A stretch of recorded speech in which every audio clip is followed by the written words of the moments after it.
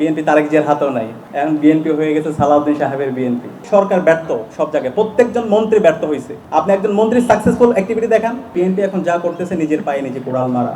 এই কেয়ারটেকার সরকারের আন্দোলনের চেয়ে হাজার গুণ শক্তিশালী আন্দোলন হবে জুলাই সনদ বাস্তবায়নের আন্দোলন। জুলাই বিপ্লব, সেটা জুলাই বিপ্লব পরবর্তী যে নতুন একটা অ্যাসপাইরেশন, নতুন বাংলাদেশের স্বপ্ন, এটা হচ্ছে একটা জেনারেশনাল লড়াই, আমাদের একটা প্রজন্মের লড়াই। তো এই জুলাই বিপ্লব করেছে বাংলাদেশের ইয়াংরা, তরুণরা, যুবকরা। তো এই জেনারেশন কিন্তু আগামী 40 থেকে 50 বছর বাংলাদেশের রাজনীতিতে তারা থাকবে। জুলাই বিপ্লবে আপনারা দেখতে পেয়েছেন যারা প্লেকার্ড হাতে দাঁড়িয়েছিল, স্কুলের শিক্ষার্থী, মাদ্রাসার শিক্ষার্থী, কলেজের শিক্ষার্থী, বিশ্ববিদ্যালয়ের শিক্ষার্থী। তো এই তরুণরা, এই জেনজিরা তো আগামী 40 থেকে 50 বছর তারা বাংলাদেশে থাকবে। তারা এখন দেখছে কারা বাংলাদেশের জাতির সাথে, শহীদদের সাথে, শহীদদের রক্তের সাথে কারা প্রতারণা করছে, কারা দ্বিচারিতামূলক আচরণ করছে, কারা গত 16 বছর এক ধরনের তারা ওপিনিয়ন দিয়েছে, এখন তারা ক্ষমতার স্বাদ গ্রহণ করার পরে, টোটাল মেজরিটি পাওয়ার পরে তারা জাতির সাথে দ্বিচারিতা করছে। আমরা সবসময় বলি আমরা বিএনপির শুভাকাঙ্ক্ষী, আমরা বিএনপির শত্রু না।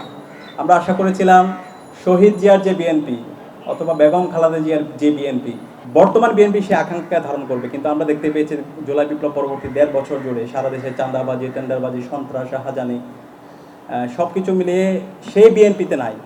তারপর আমরা আশা করেছিলাম তারেক জিয়ার বিএনপি অবশ্যই সে আকাঙ্ক্ষাকে ধারণ করবে, কিন্তু আমরা এখন দেখতে পাচ্ছি বিএনপি তারেক জিয়ার হাতেও নাই, এখন বিএনপি হয়ে গেছে সালাউদ্দিন সাহেবের বিএনপি। এবং এখন বিএনপি আলটিমেটলি হচ্ছে তাদের, আমাদের কাছে মনে হচ্ছে বিএনপি তার নিজের হাতে নাই। এখন যা কিছু হচ্ছে সব কিছু তাদের হাতে নেই। সে আগের মতো করে আমরা দেখতে পাচ্ছি সে ডিপ স্টেটের খেলা, আগের মতো আমরা দেখতে পাচ্ছি প্রেসক্রিপশনের খেলা। তো এই প্রেসক্রিপশনের খেলা, ডিপ স্টেটের খেলা, সেই খেলা এখন বাংলাদেশে চলবে না। যারা এই কাজ করছেন বিএনপিকে আমরা আবারও অনুরোধ করবো, আপনারা যে অধ্যাদেশগুলো বাতিল করেছেন, যে জনরায়কে উপেক্ষা করছেন, সেই সিদ্ধান্ত থেকে বের হয়ে এসে শিক্ষার্থীদের যে আকাঙ্ক্ষা, ছাত্র সমাজের যে আকাঙ্ক্ষা, 70% মানুষের যে আকাঙ্ক্ষা, সেটাকে ধারণ করেন। সংস্কারের করলে সেটা আপনাদের লাভ। আপনার গত 16 বছর জুড়ে সেই সংস্কারের কথা বলেছেন। আপনাদের যে 31 দফা, সেই 31 দফার প্রত্যেকটা দফাগুলো সংস্কারের পক্ষে।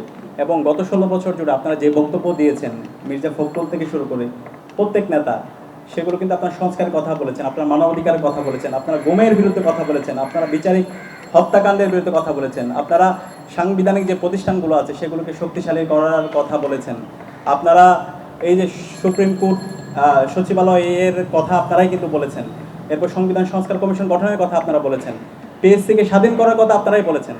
কিন্তু আমরা এখন দেখতে পাচ্ছি সম্পূর্ণ দ্বিচারিতামূলক আচরণ। আজকে আমরা অনেক ক্ষেত্রে দেখতে পাচ্ছি আমাদের কিছু বন্ধুরা আমরা যে আলাপগুলো করছি সেগুলো নিয়ে তারা হাসাহাসি করছে। এই যে জনরায়কে উপেক্ষা করে আজকে বিএনপি যে অবস্থান নিয়েছে এবং যে অধ্যাদেশগুলো বাতিল করেছে, সেটার প্রতিবাদে আমাদের ঢাকা বিশ্ববিদ্যালয়ের 2 জন শিক্ষার্থী রাজু ভাস্কর্যে 72 ঘন্টা টানা তারা অনশন করেছিল। সেই অনশন নিয়ে তারা হাসাহাসি করছে। আমাদের লজ্জা লাগে, আমরা তো ফেসিবাদী আমলে ছাত্রলীগকে এই ধরনের আচরণ করতে দেখেছি। তা আমরা কি আবার সে আগের কায়দায় সেই ফেসিবাদী ছাত্রলীগের বিকল্প একটা সংগঠনকে দেখতে পাচ্ছি? আমরা চাই না আপনাদেরকে সেই অবস্থায় দেখতে। এবং আপনাদের কাছে মনে হতে পারে এখানে আমরা কতিপয় লোক আছি, কিন্তু এই যে আলাপগুলো করছে, এই আলাপের সাথে আজকে বাংলাদেশের সর্বস্তরের নাগরিকদের একমত আছে।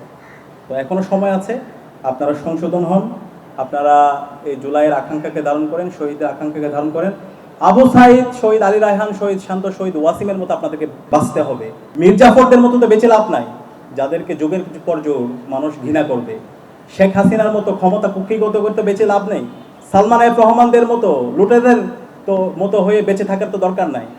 আজকে আমরা দেখতে পাচ্ছি দেশ আবার সেই লুটেদের হাতে তুলে দেওয়া হচ্ছে, আবার এস আলমকে পুনর্বাসন করা হচ্ছে, আবার যারা হচ্ছে ব্যাংলোড করেছে তাদেরকে পুনর্বাসন করা হচ্ছে। সরকার শপথ নেওয়ার পরে আজকে প্রায় 45 থেকে 46 দিনের মতো হচ্ছে। পুরো সরকার ব্যর্থ সব জায়গায়, প্রত্যেকজন মন্ত্রী ব্যর্থ হয়েছে। আপনি একজন মন্ত্রীর সাকসেসফুল অ্যাক্টিভিটি দেখান, তার কোনো ধরনের প্রোফাইল নাই। যোগাযোগ মন্ত্রী, সে বলছে এবারের ঈদটা নাকি খুবই স্বস্তিদায়ক হয়েছে, কিন্তু আমরা দেখতে পেয়েছি 351 জন আমরা আমাদের ভাই বোনকে এই ঈদে হারিয়েছি।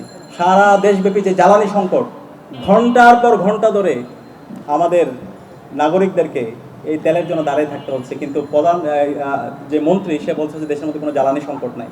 সম্পূর্ণ দ্বিচারিতামূলক আচরণ। একই সাথে আমরা শিক্ষামন্ত্রী দেখতে পাচ্ছি সে বিভিন্ন ধরনের পপুলিস্ট বক্তব্য দিচ্ছে।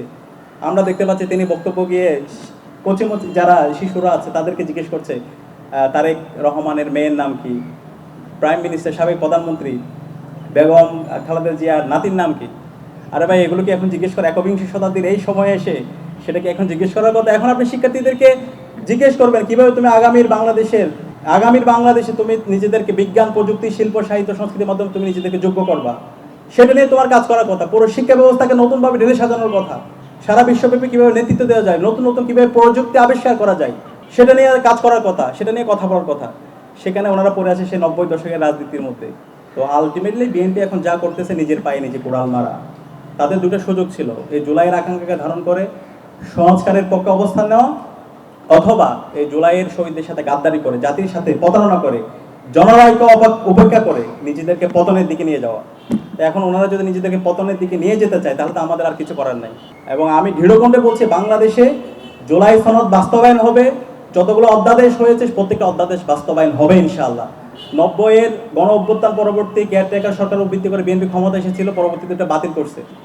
এরপর গণ আন্দোলন হয়েছে, পরবর্তীতে কেয়ারটেকার দিতে বাধ্য হয়েছে। এই কেয়ারটেকার সরকারের আন্দোলনের চেয়ে হাজার গুণ শক্তিশালী আন্দোলন হবে জুলাই সনদ বাস্তবায়নের আন্দোলন। এই গণভোটের যে জনরায়, সেটা বাস্তবায়নের আন্দোলন, অধ্যাদেশগুলো বাস্তবায়নের আন্দোলন।